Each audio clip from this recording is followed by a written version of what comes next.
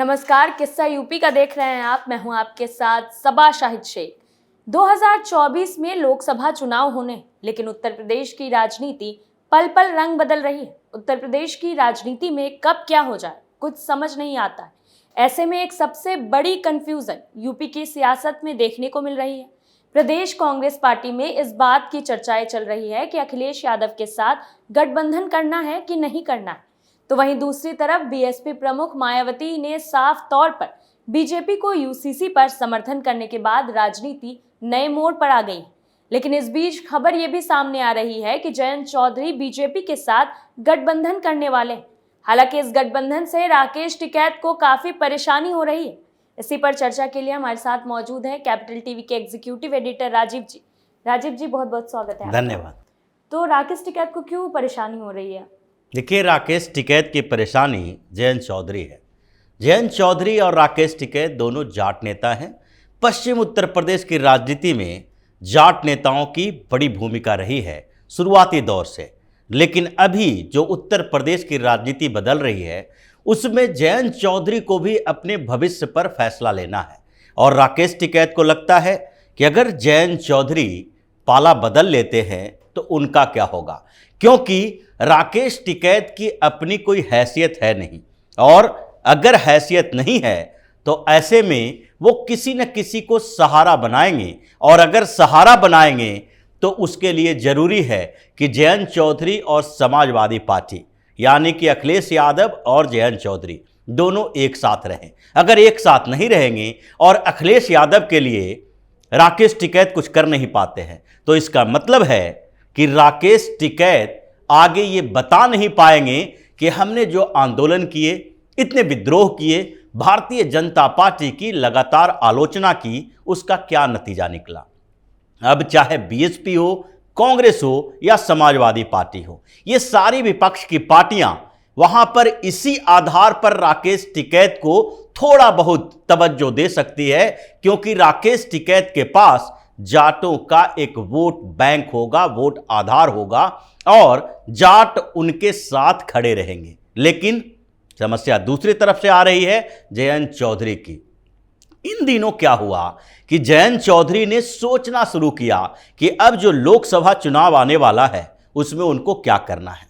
अब जयंत चौधरी पहले के अपने सीटों का आंकड़ा देखने लगे कि पहले पहले हमने क्या क्या किया है और हमारे पिताजी और दादा ने क्या किया, यानी कि चौधरी अजीत सिंह के समय में समीकरण कैसा रहा, किस पार्टी के साथ कैसा संबंध रहा, और उसके पहले चौधरी चरण सिंह के समय में क्या रहा। अगर राष्ट्रीय क्रांति दल, लोक क्रांति, राष्ट्रीय लोक दल, ये जो पूरा का पूरा 70 के दशक से अब तक का राष्ट्रीय लोक दल का सफर है, जो चौधरी चरण सिंह से चलता हुआ चौधरी अजीत सिंह और अब जयंत चौधरी है।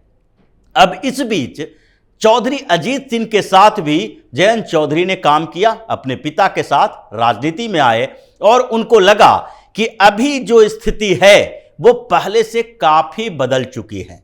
इस बीच भी अगर 2002, उसके बाद 2007, 2012, 2017 और 2022 ये सारे चुनावों में राष्ट्रीय लोक दल की भूमिका को देखें तो 2002 में जब भारतीय जनता पार्टी के साथ राष्ट्रीय लोक दल ने गठबंधन किया तो उस समय जयंत चौधरी की इसी पार्टी को विधानसभा चुनाव में 14 सीटें मिली।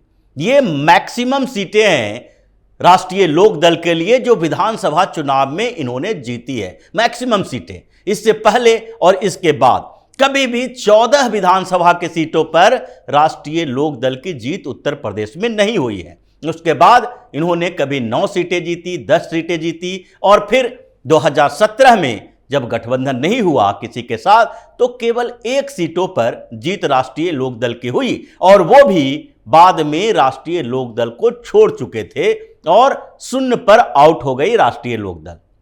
यानी जयंत चौधरी को समझ में आ रहा है कि आगे अगर राजनीति करनी है तो 2014 के पहले का दौर और 2014 के बाद का दौर, ये दोनों दौर का तुलना करनी होगी, कंपैरिजन करना होगा कि उस समय उत्तर प्रदेश की राजनीति में क्या बदलाव आया। 2014 के चुनाव में जयंत चौधरी और चौधरी अजीत सिंह दोनों ही चुनावी मैदान में थे, लेकिन क्या हुआ, इनमें से किसी का खाता तक नहीं खुला। उसके बाद 2019 के लोकसभा चुनाव में भी इनका यही हश्र हुआ और बाद में जो विधानसभा चुनाव हुए 2017 का उत्तर प्रदेश में, उस समय केवल एक सीट पर जीत हुई विधानसभा में। अब 2022 में इनको लगा कि पूरी स्ट्रेटजी बदल गई है भारतीय जनता पार्टी के साथ गठबंधन के लिए, तो 2022 में भी इन लोगों ने अप्रोच किया, लेकिन अप्रोच सीट शेयरिंग के ऊपर गड़बड़ हो गया।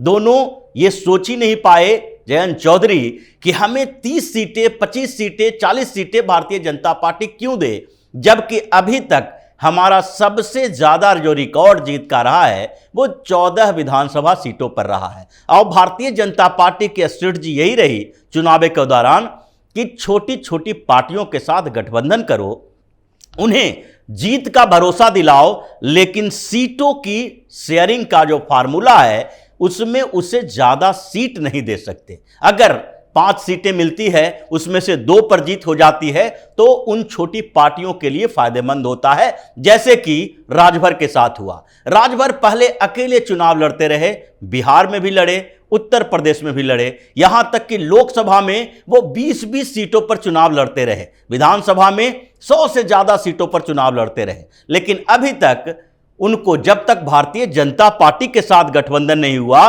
उससे पहले उनकी एक भी सीटों पर जीत नहीं हुई, चाहे लोकसभा हो या विधानसभा हो। अचानक से राजभर की बुद्धि खुल गई और उनको लगने लगा कि अगर राजनीति में रहना है और चुनावी राजनीति में हमें कुछ अच्छा करना है, तो उसके लिए जरूरी है कि ऐसा गठबंधन सहयोगी चुनो जो सीट तो कम दे लेकिन जीत का भरोसा बढ़े। और इसलिए राजभर ने 2017 के विधानसभा चुनाव से पहले भारतीय जनता पार्टी के साथ गठबंधन किया और पहली बार राजभर की सुभाषपा को, यानी सुहलदेव भारतीय समाज पार्टी को विधानसभा में एंट्री मिली 6 सीटों के साथ। कोई भी पार्टी जो इतने सालों से लगातार राजनीति कर रही है और उसके पास एक सीट भी नहीं है विधानसभा में, लोकसभा की बात ही छोड़ दीजिए, तो वो पार्टी जो अचानक से एक गठबंधन के साथ आती है और उसके साथ 6 लोकसभा विधानसभा की सीटों पर उसकी जीत होती है और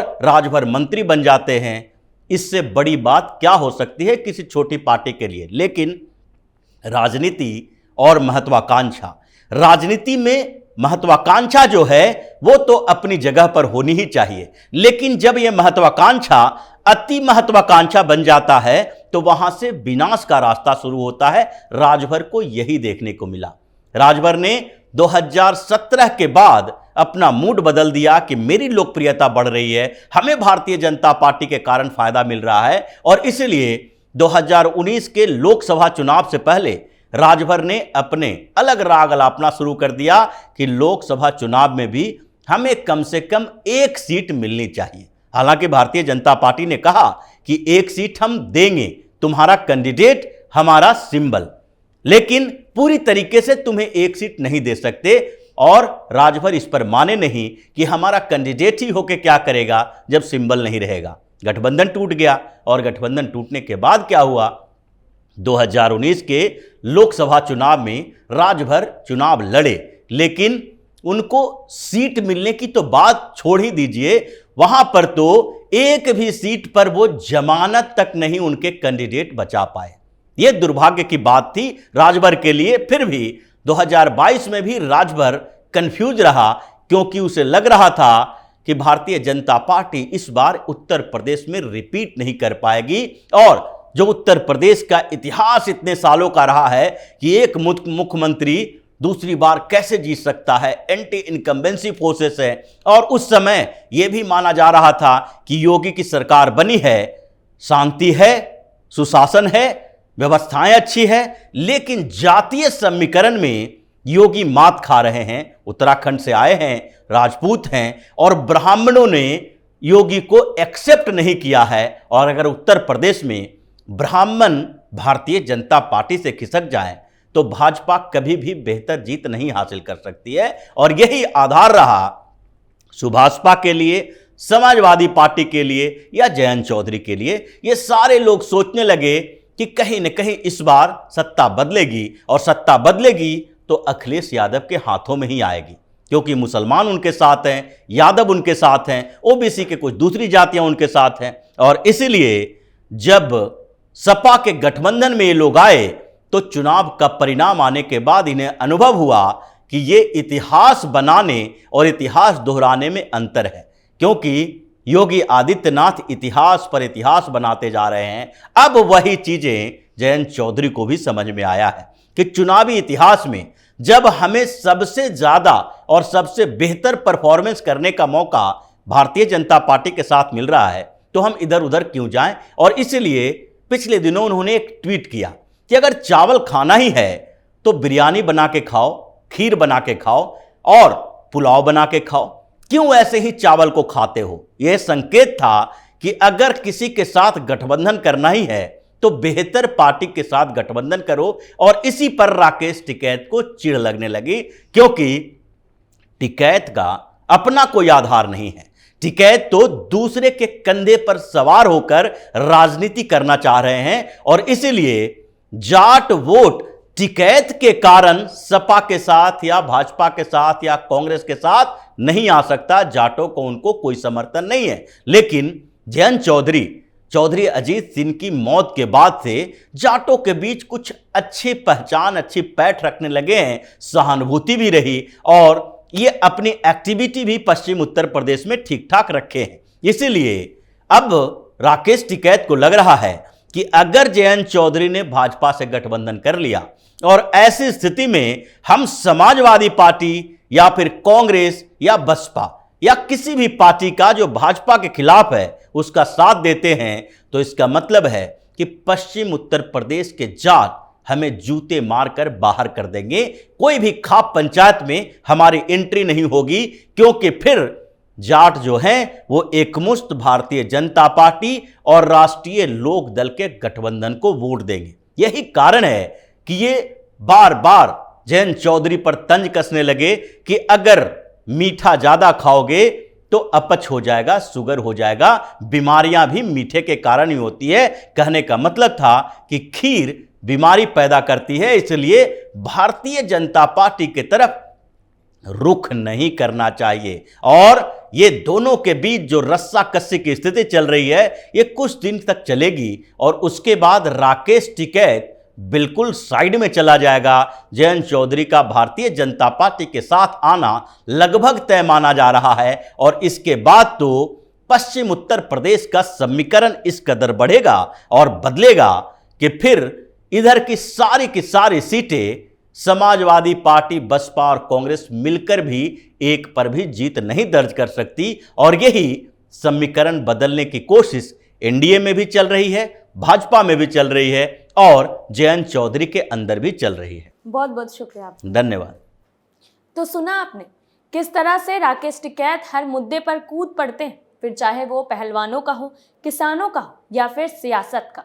हालांकि राकेश टिकैत को हर बार मुंह की खानी पड़ती है, लेकिन टिकैत फिर भी अपनी हरकतों से बाज नहीं आते। फिलहाल के लिए किस्सा यूपी का में इतना ही। बाकी तमाम बड़ी खबरों के लिए देखते रहिए कैपिटल टीवी। नमस्कार।